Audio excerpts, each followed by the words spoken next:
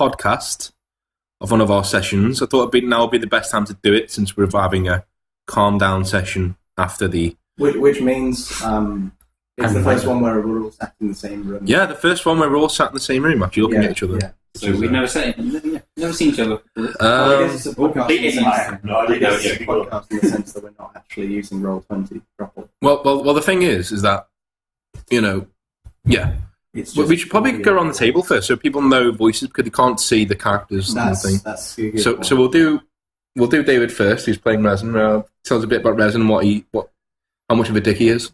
Resin's not a dick, he just hates people because people are dickheads. And they murdered his family, so he murders them. Tit for tat. And one murder, like 3 murders for I don't know how many hundred people he's killed at this point. There's a lot. So let's tell us a bit about him. There's a few important things you left out there, which you know. Well, he's wolfen, which means he's part wolfen. He's kind of the blood's been diluted, but he's basically like a werewolf that doesn't turn off the werewolf and is sane. But he's got a pendant from his.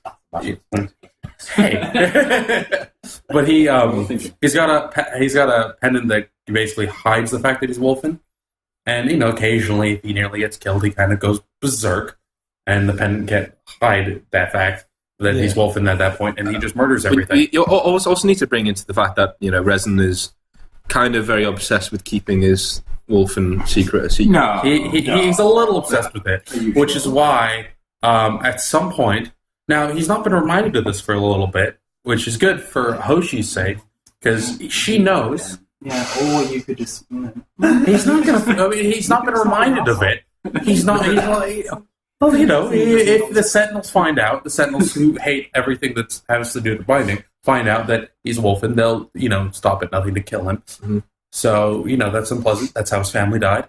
So the fact that Hoshi, voiced by Dan over here, knows that Resin is wolfen means he's on a bit of a death list. That Resin's been a bit distracted by everyone trying to murder all of us to deal with. But if something reminds him of it, because he's got a lot on his mind, then Hoshi's in trouble again. Yeah. All right. So on that note, Hoshi.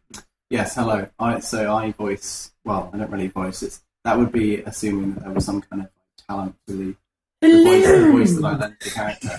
I'm playing Hoshi Fujikawa, who is a sort of, I guess she's like a kind of stagehand stroke sort of costume maker for her parents' theatre.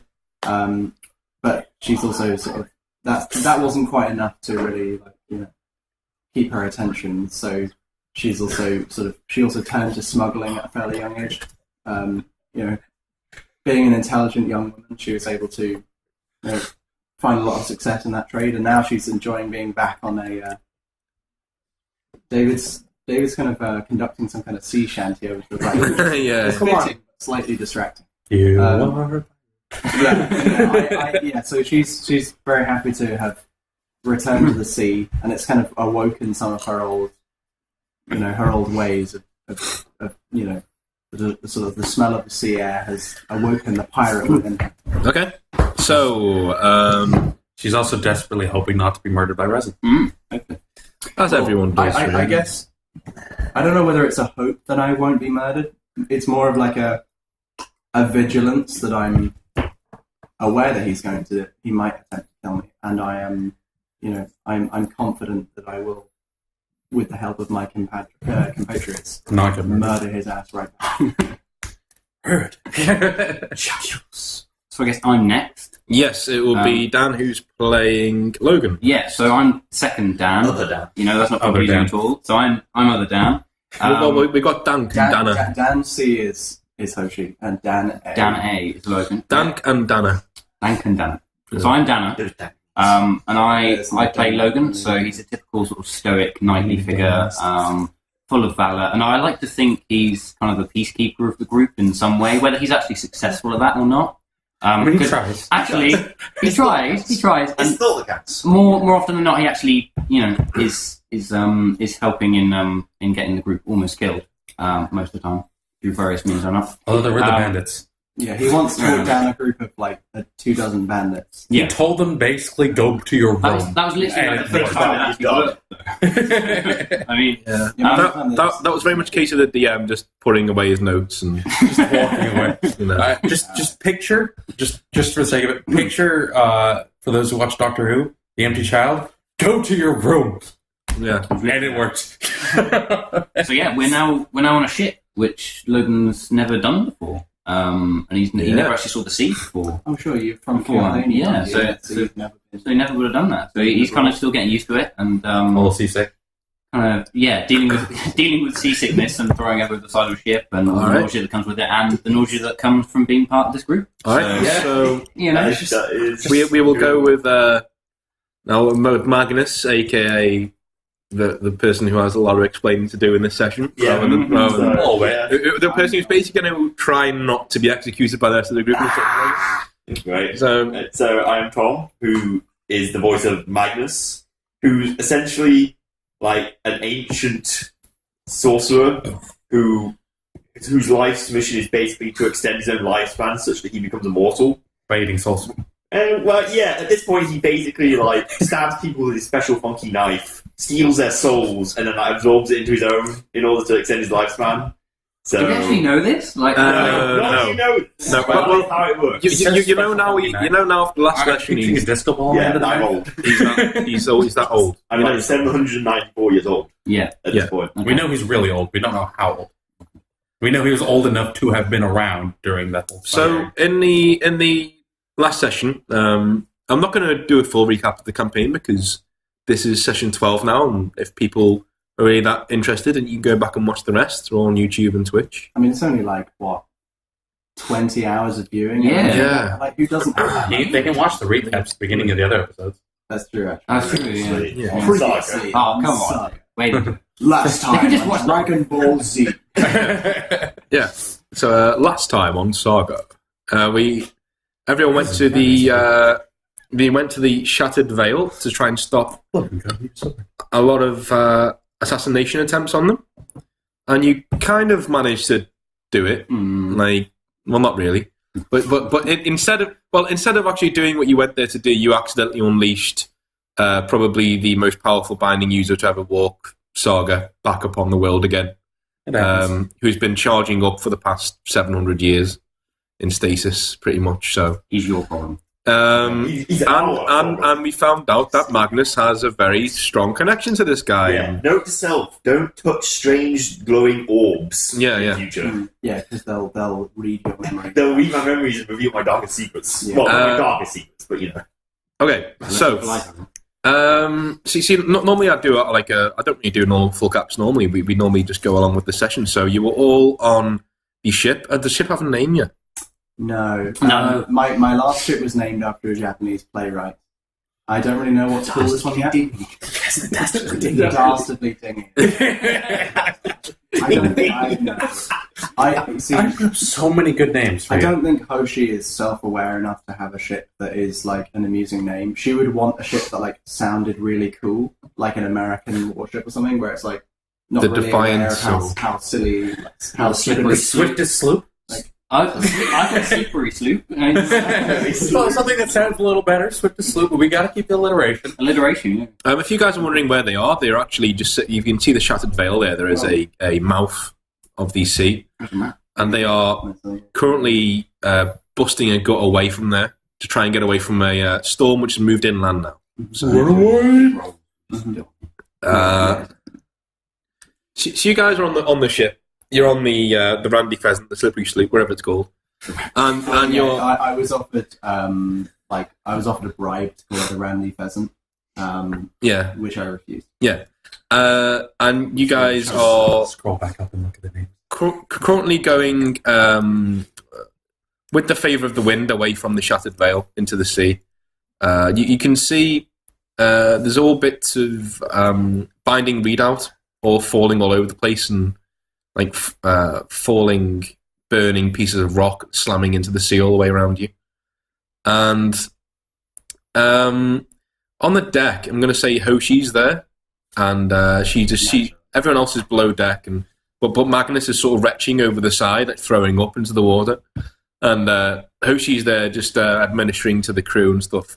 And Kargan, who is your first mate, comes over and he says, I don't know whether you want me to talk to the crew about what happened in there, or do you want me to keep that to myself, or because we can't trust this guy. Now you understand what happened. And he points at Magnus as he says that. As I assumed as much. But just for them, because they didn't see me do. Sure. Well, now you understand what I've been grappling with for the past few months. We can't trust him, but how can we run? If we run, we're dead. Well, if surely we stay, we might also be dead. Well, surely that guy is free now, so why would he come after you again now that he's free? Oh, something tells me he's going to be coming after us. Okay.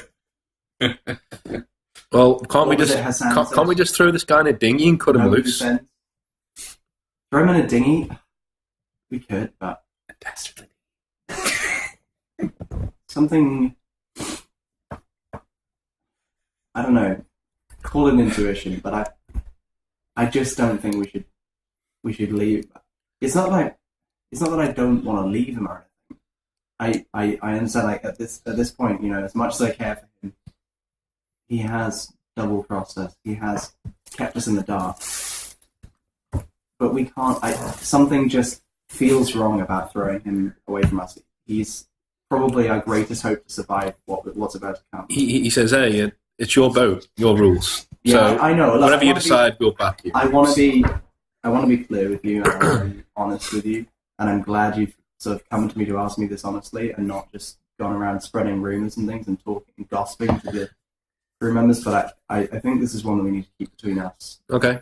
Yeah, you look over and he says, you look over at Big Alf, and he's there with his arms folded, just looking at Hassan like. He's not gonna. Yeah. He's not gonna talk, is he? Not Hassan. He's looking at Magnus like it, and he says, he can talk now. He says, no. Big Alf doesn't really say much, and you know, I'm pretty sure he's the king of some country somewhere, but he's never really said anything about it. And he just turns around and goes, and he just goes back to doing what he's doing, looking at Magnus with a critical eye. As a quick aside, I just want to point out that we should probably be fully respecting the one person talking at a time. No, like whispered aside, because it's gonna fuck with the I don't mean to be rude. I'm just saying habits. So I can't type my little. Yeah, you can't type in the little Roll20. Yeah. Bars. You get banter. Your little banter. Banter. All right. The wants to be a lot more vacant today. So Kargan says, "Okay, look, I'll keep this to myself, but if anything else happens, I need to be frank with you. If anything else happens with this guy, I'm gonna have to tell him. Like, if their lives at risk here, and they don't know."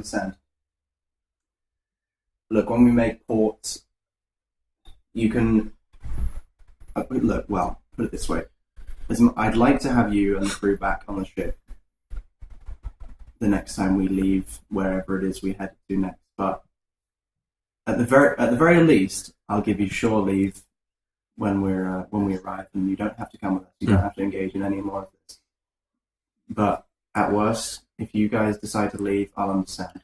It goes, well, this is the only paying job we've got, and with all the wars that are kicking off in Kildane at the moment, the only other jobs we have are military ones, and you can't even get into the Valmrethian Navy unless you've got some sort of bloodline running through you. So you can't do anything unless you've got some sort of bloodline. So, look, come with me, and he brings you back to your quarters, and he gets this map and he stretches it out of the southeastern Valmrethian coastline, which is what you're seeing on Roll20 now. And he says, "Do you see this the city there, Coroner?" Coroner. Top right. Oh, I see it. Yeah? Yeah, I see it. He says, yeah, that's a very, very, very rich port city, and I bet we can find work there on the breaking seas. Well, it could be anything. Could be smuggling, could be running some weapon here or there, or protecting VIPs or whatever. Normal pirate stuff, really. It's what we want to be doing. How do you feel about smuggling in Ballenry? I mean, Shade City, where I grew up, is, by all appearances, one of the most dangerous places in the known world. But somehow I felt like I had a grasp of that place, and in Valenreath, I just don't feel safe. Well, put it this way, we're either going to be smuggling something to another city in Valenreath or smuggling something to another continent. But it'll probably be another city because this ship is not ready to go back over the seas, not after beating me talk the other day. No, we need repairs at once. So we can repair the ship in Coroner. I know that, and I actually know the harbour master there by, he was at my wedding, like 2 of my weddings, actually. So, we go way back. We can get repairs there for a decent fee, and then we can see what we want to do from there. But I'll be honest with you. Even if the crew knew about this guy, and he does to Magnus, and he says, even if they knew about Magnus, I don't think they care. They'd want to stay on the ship, and this is a good gig for us, and no one wants to fuck that up. All right. Well, let's not put the fear of God in them quite yet. I think what Magnus seems to command at this point.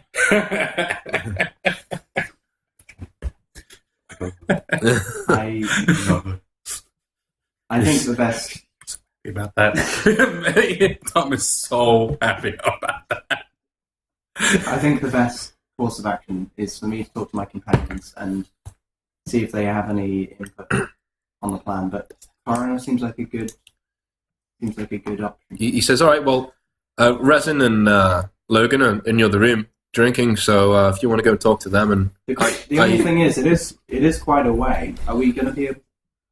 I'm just wondering whether the ship's going to hold up that long. Yeah, we can at least get to the Isle of Oaks. We can at least get there. And with the supplies we have? With the supplies we have, yeah. You can at least We've get definitely to the taken some hull damage. I think we need to be. You guys need to look at that. I need you to send a couple of the crew down into the hold. All right, we'll examine the hull. We'll see if there's any holes to plug, and if there is, we'll get on it. And he says, but I'd definitely go and speak to Resin and Logan if I were you, because means get things sorted out quicker. And Magnus, arguably, he knows the most about what's about to happen to us.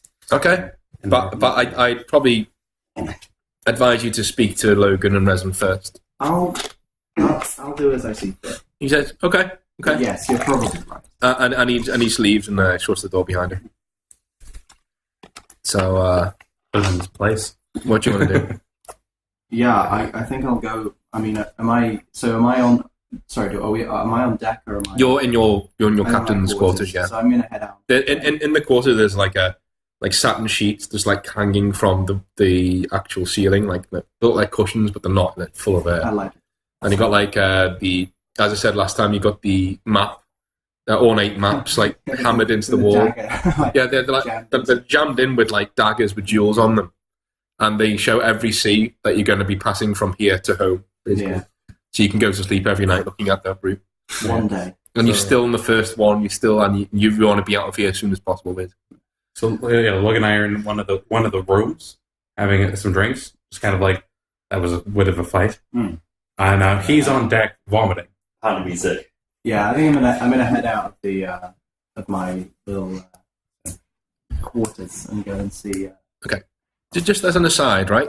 This part of the campaign. This is why I wanted to do. Cheers. That's why I wanted to do this as a podcast, because this part of the campaign is basically you're deciding what to do next. And I'd written up until meeting Karen for the first time in the last session.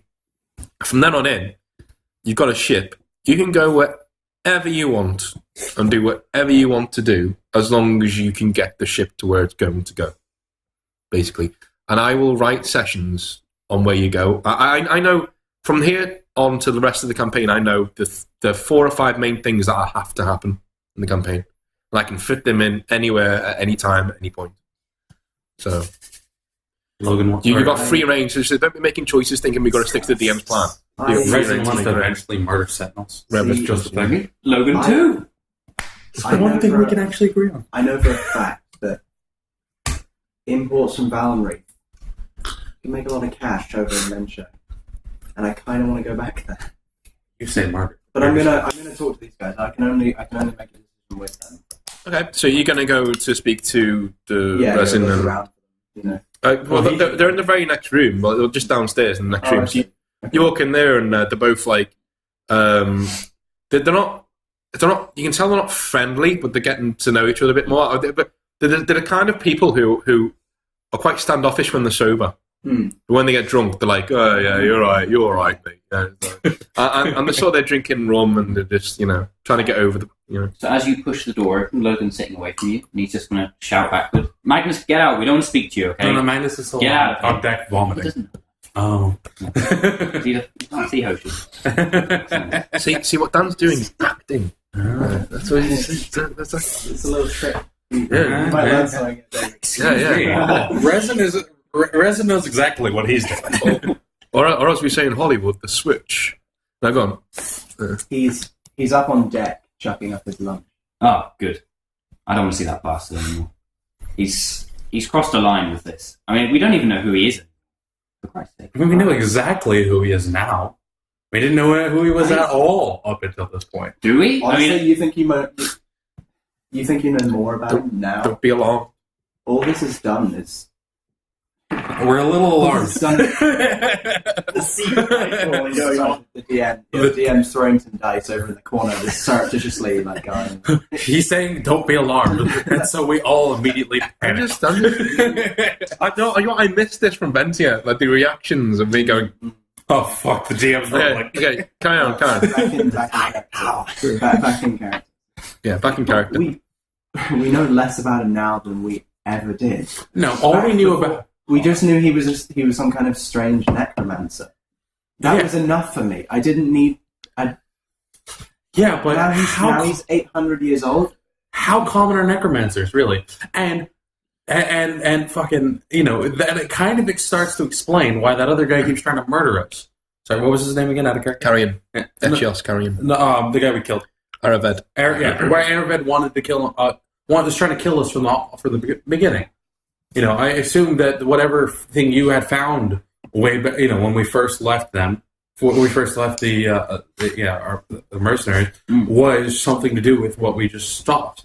I mean, I had no idea then, but Yeah, I've taken that. So we actually have some sort of context. He's not just murdering us because he hates us. He's murdering us because he knew him from the beginning. Now, I'm not going to lie. I'm a little pissed that he couldn't tell this from the very beginning, because it would have saved us a lot of grief. He's 800 years old.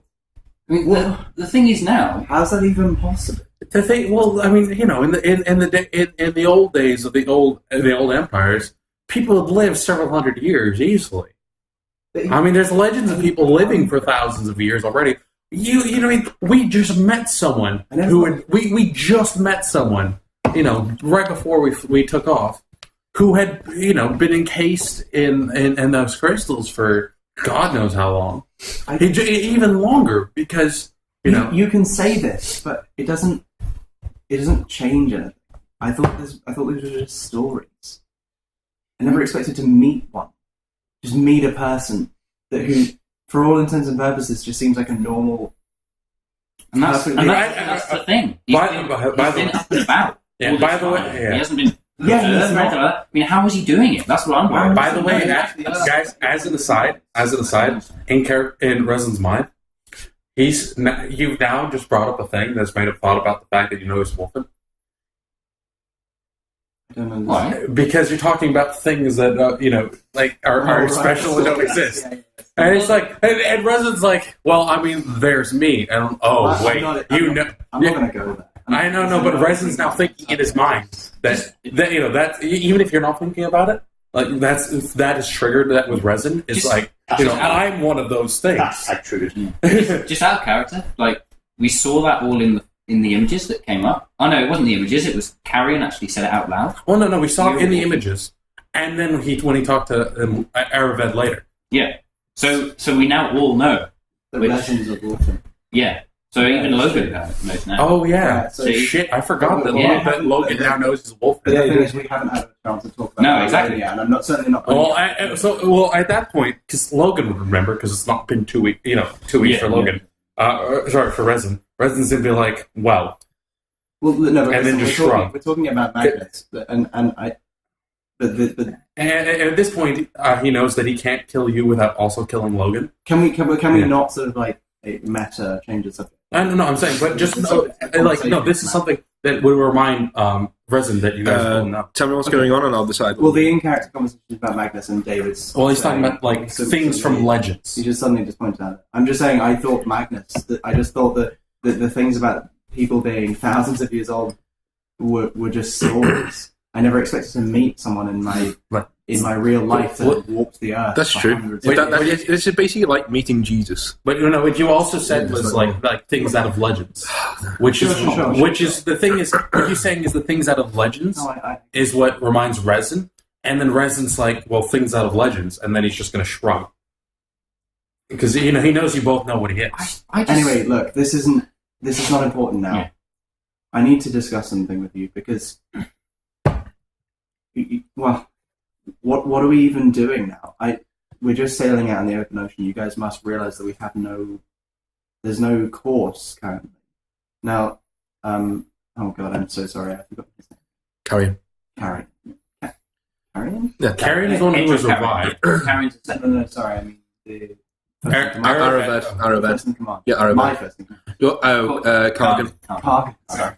I always forget the second consonant. Kargan has told me about a city. Okay. Yeah, I know what He's now looking at the that's map. like helpfully Introducing a map. Kargan's told me about a city, Koromel. Okay, it's to the northeast.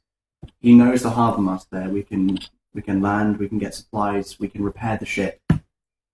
And then, well, who knows what we do from there? We can get jobs there. I mean, I happen to know if we import goods from Baron Reef, we can take them over to Menshite and make more gold than you can possibly imagine. I don't know. I can imagine a lot. Alchemical supplies are incredibly highly regulated. Do me a favour, roll a d20 and add 8 to it for your local knowledge of Manchai prices and goods. Yeah. I got 16. Altogether, 24. You know full well that if you buy purple dye in Valenreath, which is purple's like the Valenreathian colour, it's regal and it's very expensive everywhere else in the world but Valenreath. And if you can buy purple dye and certain wines that you know of in Valenreath, you can take them to Shade City and you'd get literally about 25,000-30,000 each, easily. Especially since everyone in Valenreath thinks they're royal.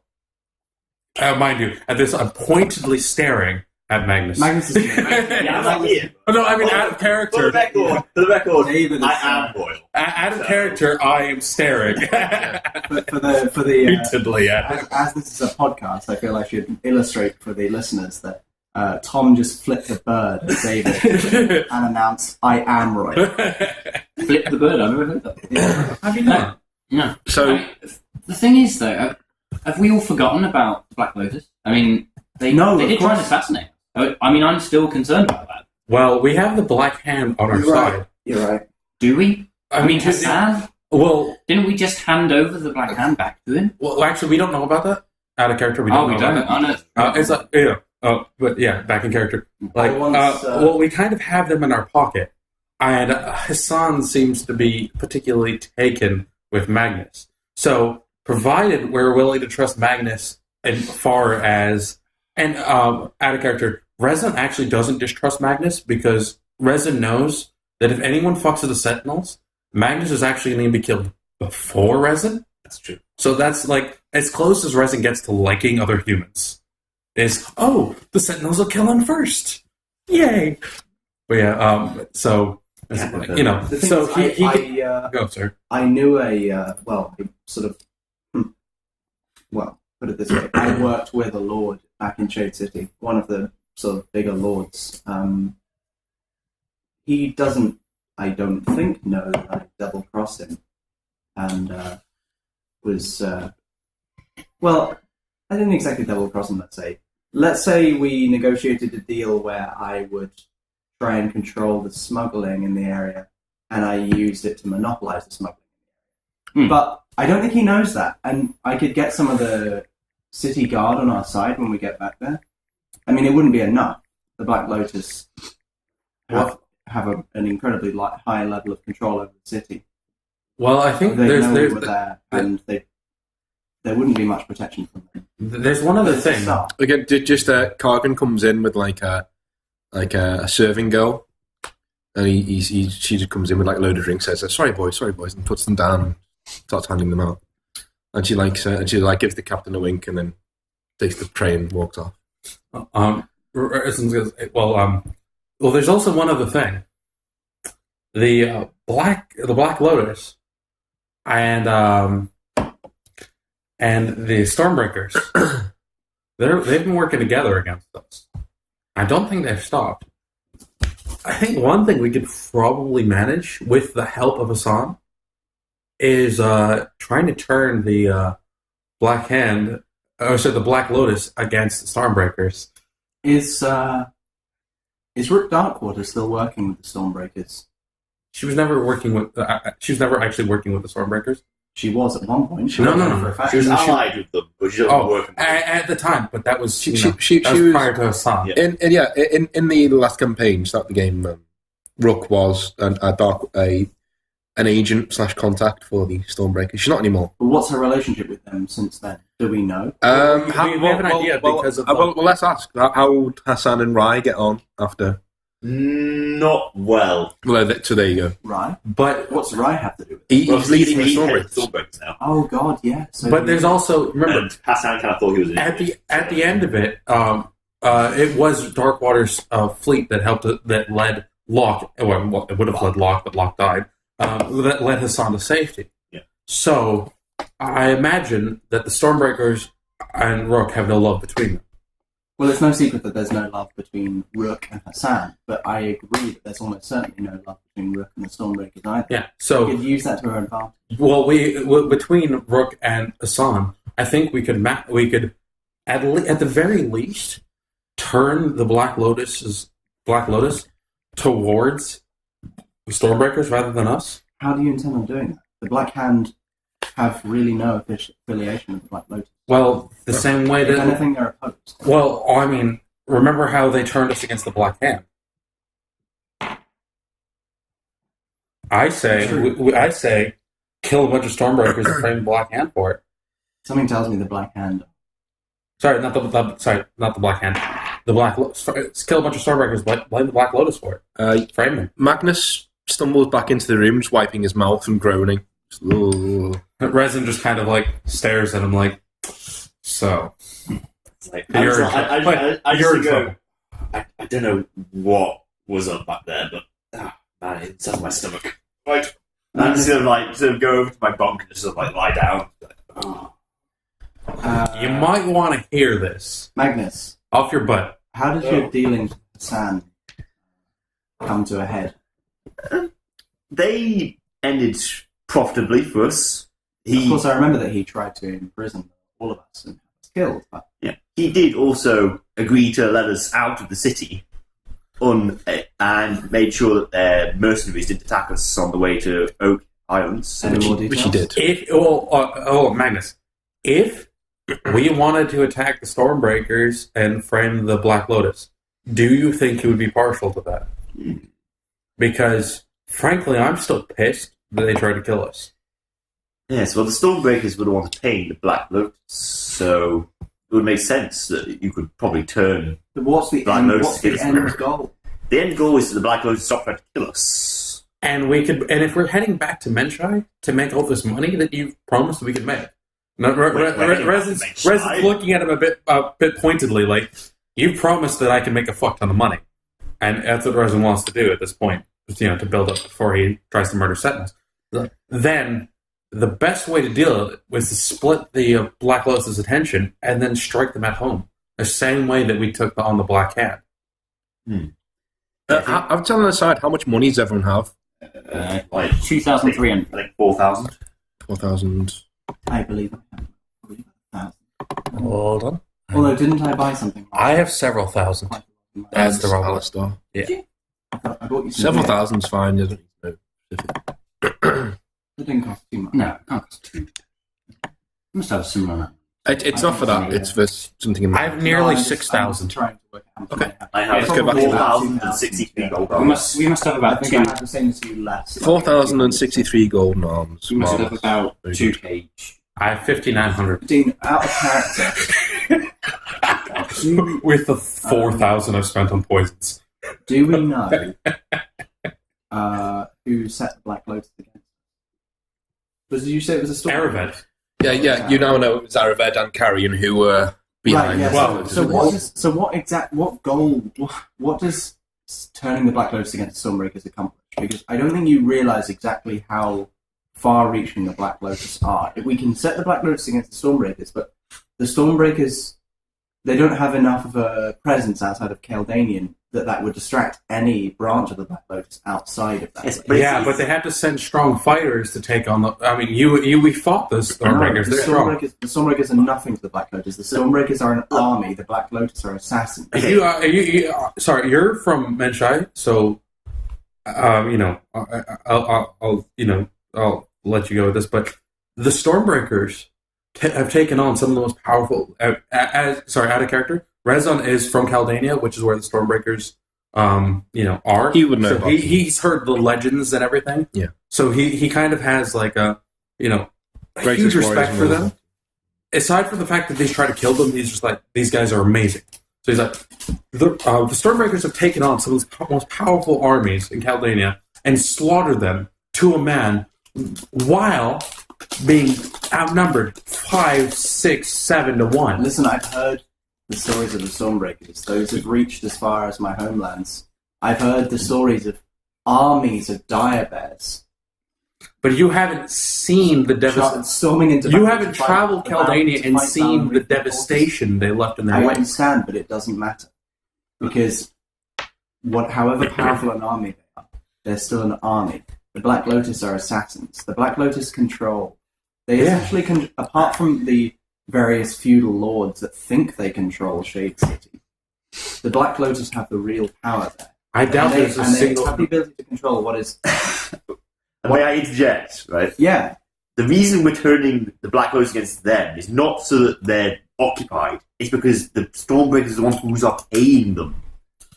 But it's... So if they are not being paid to kill us, they have no reason to kill us. And we haven't. And you know what? What I'm thinking is not. I don't think the Black Lotus are going to get fucked up by the Stormbreakers. I think the Stormbreakers have a history of lashing out against people who've wounded them in a what would be the Saga word for biblical for Caldanian? Fuck ton. we're to a level that's just like unbelievable. They will, if someone wrongs them in their home, they will come at them with everything until they're obliterated. So Araved set the Black Lotus, but the Stormbreakers are paying... Well, because we overheard the conversation in the house where the Black Lotus were complaining to the Stormbreakers that they weren't getting paid. Yeah. So easy to believe. So the Araved, The Black Lotus were looking for their money, and the Stormbreakers were there to try and facilitate payment. So Obviously, the Stormbreakers didn't know the whole story. we don't know who Araved controls, the Stormbreakers or the Black Lotus. But we know that the Resin Stormbreakers doesn't care. Resin feels like Menshai's where the money is. So if we get the Black Lotus to fuck over the Stormbreakers, Well, put it this way. and then just go in and start murdering the heads of the Black Lotus. Put it this way, I know for a fact that however powerful Araved is, he couldn't control an organization like the Black Lotus. They're not susceptible to that kind of control. Well, are they susceptible to getting murdered? They answer to money. So if the Stormbreakers are paying them, then yes, attacking the Stormbreakers and Well, maybe we can. their contract would hopefully be effective. Well, maybe we can make the Stormbreakers break their contract. At this moment, you guys hear ringing bells coming from the top of the ship, and then you see Kargan's voice just like screaming out orders to crewmen all over the ship. And the door gets kicked in, and Kargan just comes in and it says, "There's 2 black-sailed ships like on intercept course. We're not going to be able to outrun them. To stay our ships in. We have to stand and fight, or at least fight them off for a bit until we can leave. But we need everyone on deck now." Resin will sprint up to deck at that. No, you don't. They don't exist. They don't exist. No. Okay, right. All of you on deck. Now. Resin's already sprinted out. Yeah. Logan's going to drunkenly try and put his armor on in the fastest fashion possible. Roll a body check for me, but take away. What's your modifier? 3. Take the modifier away. That was 4. That was 1 That was a 1 in total. Oh, so that would be. Take away the modifier. I think So you don't get the don't modifier. get the modifier. So because it's you're 4. drunk. So it's 4. Oh, right. It's 4, yeah. four, Okay. and the body is what? 6? Isn't Body is 10. Is Resin drunk? You pretty much you go to battle with your greaves off, so you don't have any pants on. Okay. Good enough. Yeah, you need to roll as well because you are. Because the thing is, I don't believe Resin would have taken off his armor after this whole situation. Okay, we'll leave. How long has it been since we left? About 12 hours. But Resin's not actually gone to sleep.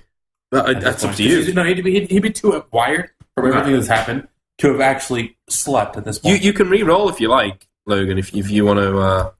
No, you I haven't. can reroll. Yeah, you can. Anyway, but It could just get worse though. no. I want to go in battle without my pants. I want to go like that. You could suddenly forget how to wear. To be fair, Logan doesn't have quite the That's what I'm saying. natural resistance to toxins. You're like a tank on the top half, and then the bottom half is at least 2 spindly legs with a really knobbly knees. It's fitting for how Logan feels. Does Yeah. Logan did Logan skip like that? You look like a Yeah. Dark Souls character. Yeah. You can't skip leg day, Logan. So you guys run up on. I think you're all going on to the top. Yeah. You get up on the top of the ship and you see these 2 razor sharp corsairs just rapidly approaching from the open sea. And they're like say you guys are coming like this way and the coastline is there. So you're coming. Coastline is on your left, like a mile or 2 to your left, and these 2 black corsair ships are just coursing in from the right hand side from the open sea all the way to you. In the open sea. Can Resin from see the open anything sea. particular about them? You can roll a perception to find out. Let me double Yeah, check I'd like that. to do I don't the think same. I've gotten a modifier in it yet. You I don't- have. Are you? So I've got +1. I've got +1 now. So I'll just do 10 + 1. Oh yeah, just roll a 10. Just roll 10. Where's the 10? Is your perception 10? Yep. Yeah. So Let's put that into We're only going to do talk about combat. you mind the same as yours? 4. Yeah. Be a 4 altogether. Yeah. Okay. With the D20? The No. D10. The D10. Do you want me to roll D20? Yeah, just for this session. We'll Okay. Yeah. Hoshi's gonna look out on look out towards the Yeah. ships. No. So Resin's gone temporarily blind and rolled a should 2. I roll my. So am I using a D20? Because my perception's 10. Do you know? We will do the D10 for now. We'll do damage rolls on roll 20. Normal Yeah. So, Okay, so if it's the D10, I rolled a 4. What's your perception? 7. Oh, you fail. Oh no, We passed. you passed. Yeah, you well passed. Yeah. So all right. So you see the sleek. You go to the rail and you put both hands on the rail, and you look out over the sea and you're squinting, and a guy runs past with like an Oculus, and you just slap him and take you. Well, you not you go. I just take I'll it. take it. And you look through the Oculus, and you can see that on these ships are doweled black, painted black, and What's the uniforms of the crew? the uniform, they're all in black, black leather, doweled black leather, and the actual sails leather. And you relay this information because you roll quite well. You relay this information. The next person in passage who happens to be Hoshi, and she like just sort of squints her eyes and takes the Oculus from you and looks. Roll your. yeah. Resin's also going to say, I 10. I roll a 10, but I have perception 10. so you So can you re-roll. So my re-roll. right. So That time I roll a 6. Okay. So Minus 3. Minus Minus 3, so 3. Okay, so you take out your the Oculus as well, and you look and you. I want to try and see exactly who's on that ship. How many of them are there? You What you, you, weapons? you tilt your feather cap and you use your Oculus. by the way, Resin And is you- assuming Black Lotus And when he sees the leather armor. you look over there and you can see that each of these ships has about 15 hands on deck. And you look at them and you turn round straight away and you shout to Kurgan, the Black Lotus are closing in for it's the Black Lotus. They're here now. So you're only saying that because you've seen that nearly everyone on the ship is from Menshai. So that's the conclusion you've drawn. I've seen the Black Lotus before. Yeah. Like, glimpses of them. God, I if you mean- sink a boat. I hate to say it, but I don't think something Earth would work on water. I just It will, but it's really low down. No, well, out of character, real quick. Logan has a character that, or has a spell that kind of just explodes the ground around him and murders everything, except we're on a boat. And I'm telling him, don't use that spell. Yeah. Because if you sink our boat, I will throw you over You can in your try and armor. see what it goes out to sea. I will throw you over. It could create some massive waves over there. I will throw you over in Yeah. your armor. if our boat starts to sink. Right, what's Hoshi doing? I'm gonna, From this moment on, I'll point to you. I'm gonna yell to everyone that it's the Black Lotus. The Black Lotus are approaching. And I just want them to any bows that you have, any ranged weaponry, just bring it to bear on the closest ship. Just wait for them to get into range and fire. All right, so you have 12 crew members, right? This is my moment. You have 12 crew members. What are you going to do with them on the ship? Do I know anything about their skill sets? You know that Kargan and Big Alf are basically the muscle. They're the swordsman and the hand bashman. I want whoever's not as good. I want basically the next best. You could just relay this to Kargan if you want. I want basically okay. So She knows. I want Kargan. I'll run over and I'll say, Kargan, I want whoever you think, apart from you, is the best helmsman on the ship to take the wheel right now. He's like, all right. All your men that can fire straight. Get them aiming towards the ships. Okay. You and Alf, get ready for a fight. He's like, okay. Like, go, and he starts like giving orders around. So you've got like, let's see how good he is at that. Actually, he's all right.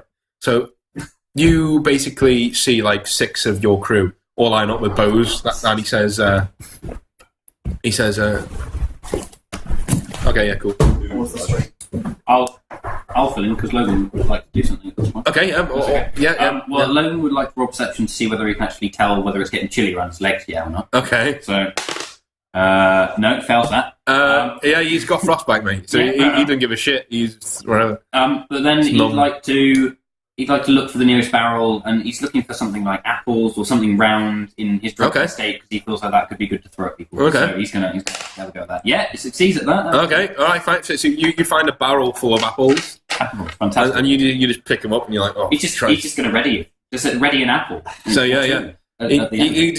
He in his drunken state, he just opens the top of this barrel and starts like picking apples out and eats one, and is like, oh, lovely. Logan's just gonna stay there until they get in range. What he seems to be range. Because there's nothing else he can do, really. Yeah. So Maggie's just going to shake his head. What else is he going to do? He's going to watch Logan grab a barrel of apples and prepare it like a rack of arrows to be thrown. Shake his head. He's actually put like a line of apples on the floor so you can pick them up. Yeah. That's quite And good. They're rolling back and forth. Yeah. He's chasing him, going, oh, bloody hell, say the same thing. You pause the stream.